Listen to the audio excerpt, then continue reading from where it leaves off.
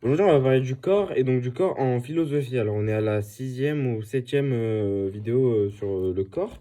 Donc, au total, il y en aura 18. Voilà, comme ça, on établit bien les bases.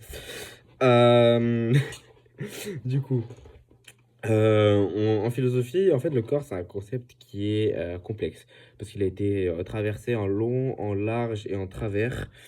Parce que, donc, en fait, il renvoie dans un premier lieu également à une vision matérielle et biologique de l'être humain. Donc, le fait que ben, j'ai un corps, j'ai des bras, ça, quoi, c'est le corps, tout simplement, à son essence anatomique. Sauf qu'en fait, on comprend en philosophie que le corps, il est également perçu, il est vécu, il est interprété, et tout ça en fonction des individus. Et donc, cette interprétation-là, on va avoir des approches différentes en fonction des différentes traditions philosophiques. Parce qu'en fait, le corps, c'est pas seulement un ensemble biologique d'organes, de cellules qui sont bien alignés, mais c'est en fait, c'est un lieu d'expérience, c'est un lieu de subjectivité et de rapports sociaux. Alors, il faut voir que le corps, en philosophie, il a différentes vertus, enfin pas vertus caractéristiques plutôt, pardon. Il a le corps politique, le corps épistémologique, donc dans la science de la connaissance, le corps en tant esthétique, Platon en a beaucoup parlé, le corps éthique, l'éthique du corps, et le corps métaphysique. Donc tous ces 5 points sont des points sur lesquels vous pouvez aller faire des recherches parce que je peux pas toutes les détailler, ça prendrait une vidéo de 20 minutes et je fais pas de montage. Euh, donc vous pourrez aller rechercher sur ces 5 points-là, donc politique, épistémologique, esthétique, éthique et métaphysique, pour ensuite, si vous voulez, étayer vos argumentations et vos exemples.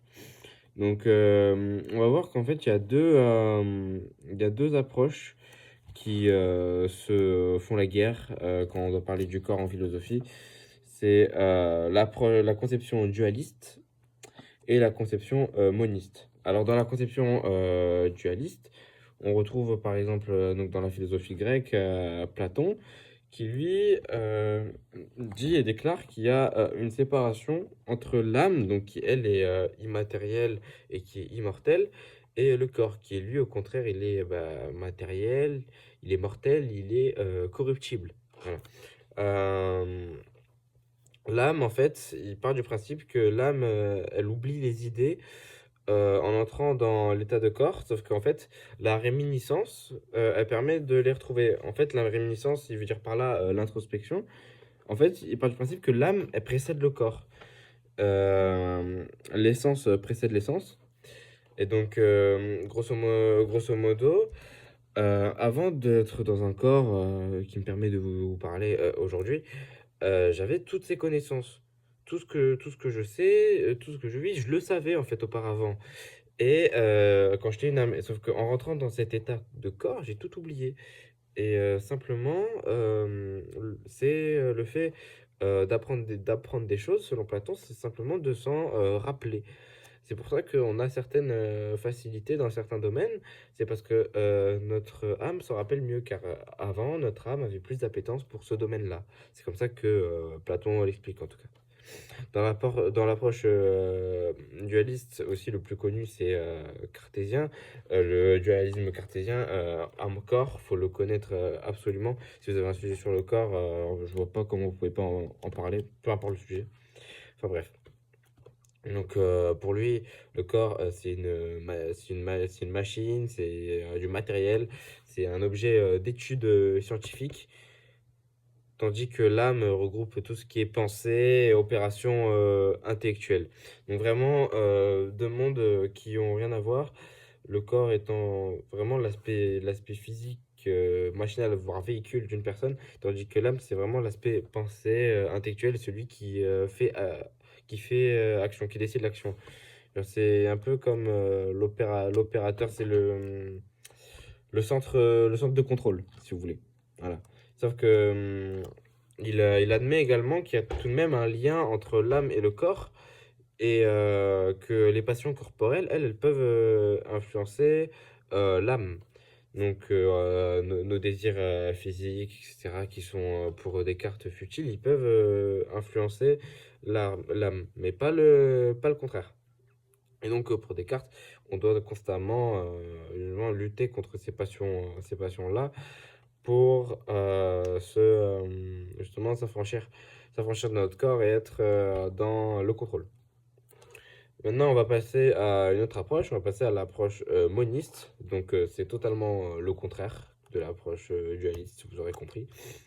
Et donc, dans l'approche moniste, on a Spinoza, dans un premier lieu, qui est lui aussi très connu, il faut en parler, et qui lui, il rejette la séparation cartésienne. Pour lui, en fait, le corps et l'esprit sont deux expressions différentes d'une même substance. Pour lui, les deux sont en symbiose, ils forment un tout, en fait. Et le corps, c'est simplement une façon différente qu'a l'âme de s'exprimer elle-même, en fait. Les deux, en fait, ensemble, ils font la paire. Ouais, c'est ce qu'il dit exactement, ce sont ses propos. Et donc, il n'y a pas de hiérarchie ni de causalité entre eux. Il n'y a pas l'âme qui précède le corps ou le corps qui domine l'âme. Pour lui, ça n'existe pas. Pour lui, c'est la même chose. Ensuite, nous avons le philosophe Lamétrie. Voilà. Donc, Lamétrie, pour lui, tout est matière. Et l'âme, c'est un concept qui est vide. Et donc, en fait, l'esprit, c'est un produit du cerveau.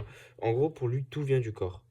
Euh, tout est de la matière, c'est une approche scientifique, donc tout vient du corps, tout vient des cellules, et tout vient des neurones. Et pour lui, en fait, on est juste un ensemble de cellules qui ont été bien alignées et qu'on a fini par évoluer, avoir des neurones, une certaine intelligence, et que dans notre intelligence, notre cerveau nous fait croire que nous avons une âme, alors que c'est simplement un produit de cerveau pour nous donner du sens, car le cerveau, il peut pas nous faire, il peut pas dire oui, je suis juste un cerveau en fait. C'est impossible, c'est inconcevable.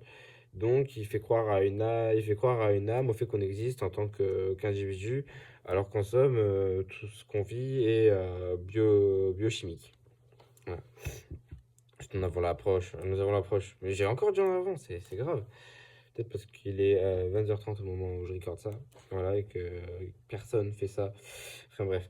L'approche nietzschéenne, voilà. Alors, lui, il dit la même chose.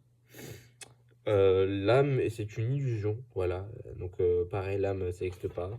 Tout provient du corps. Et donc, l'esprit est un simple instrument du corps. Donc, pour lui, justement, c'est le corps, de façon dont comment il est notre corps, comment on utilise notre corps, qui qui crée l'âme, en fait, qui crée la personne que nous sommes. Mais jamais le contraire. L'âme, c'est une illusion. Encore une fois, c'est un trompe-l'œil dans l'approche du Nietzsche. Donc, il faut bien distinguer la distinction entre l'approche dualiste qui dit qu'il y a une âme et un corps, que les deux ils interagissent, mais que c'est deux choses bien distinctes et qu'elles n'ont pas forcément, elles sont pas forcément égales. Tandis que l'approche moniste, elle dit que justement le corps et l'esprit, ce sont la même chose. Ou il y en a des deux qui n'existent pas, mais dans ce cas c'est l'esprit.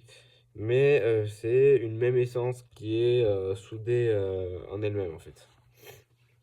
Voilà, une même substance. Voilà.